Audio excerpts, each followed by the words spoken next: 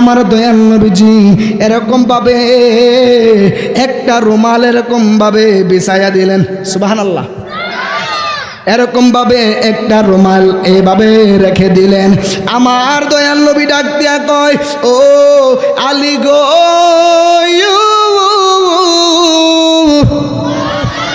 ও আলী রে, তুমি একটা কোণার মধ্যে ধরো না।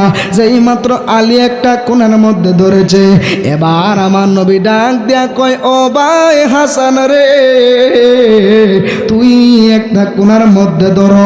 যেই মাত্র হাসান একটা কোণার মধ্যে ধরলেন, এবার ডাক দিয়া বলতেছে, ও ভাই ইমাম হুসাইন, তুমি একটা কোণার মধ্যে ধরো। যেই মাত্র হুসাইন রাদিয়াল্লাহু তাআলা আনহু একটা কোণার মধ্যে ধরলেন, হাসান রাদিয়াল্লাহু তাআলা আনহু একটা কোণার মধ্যে ধরলেন। এই দিক দিয়া হযরতে আলী একটা কোণার মধ্যে ধরছে গো। যেই মাত্র আলী একটা কোণা দিয়া ধরছে, এবার আমার নবী ডাক দিয়া কয়, ও মা ফাতেমা রে,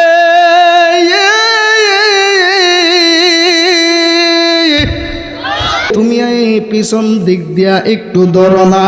যেই মাত্র পিছন দিক দিয়া ধরছেন, এখন আপনারা প্রশ্ন করবেন, জালালি হুজুর আলীকে রাখলো সামনে, ইমাম হাসানকে রাখলো সামনে, ইমাম হুসেনকে রাখলো সামনে, মা ফাতেমাকে কেন পিছনে? যেই মাত্র আমার এই নবী ডাক দিয়া কয়, ফাতেমা গো,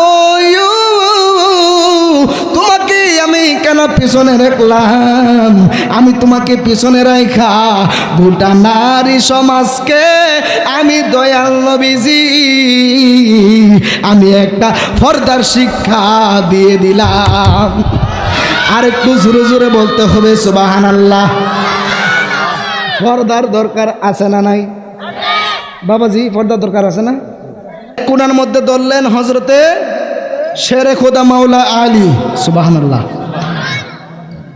আরেক কোণা দিয়া ধরছে হযরতে ইমাম হাসান, আরেক কোণা দিয়া ধরছে হযরতে ইমাম হুসাইন, পিছনে হলো হযরতে মা ফাতেমা, যিনি খাতুনে জান্নাত।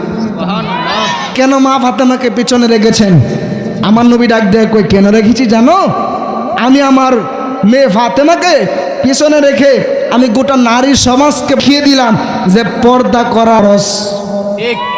এবার আমার নবী ডাক দেয় কই, ও সাহাবী রে, এই যে দেখতেছো হযরতে আলী, এই যে দেখতেছো হযরতে ইমাম হুসাইন, এই যে দেখতেছো ইমাম হাসান, পিছনে হলো আমার মেয়ে খাতুনে জান্নাত ফাতেমা। এরাই হলো আমি রহমাতুল লিল আলামিনের আহলে বায়াত।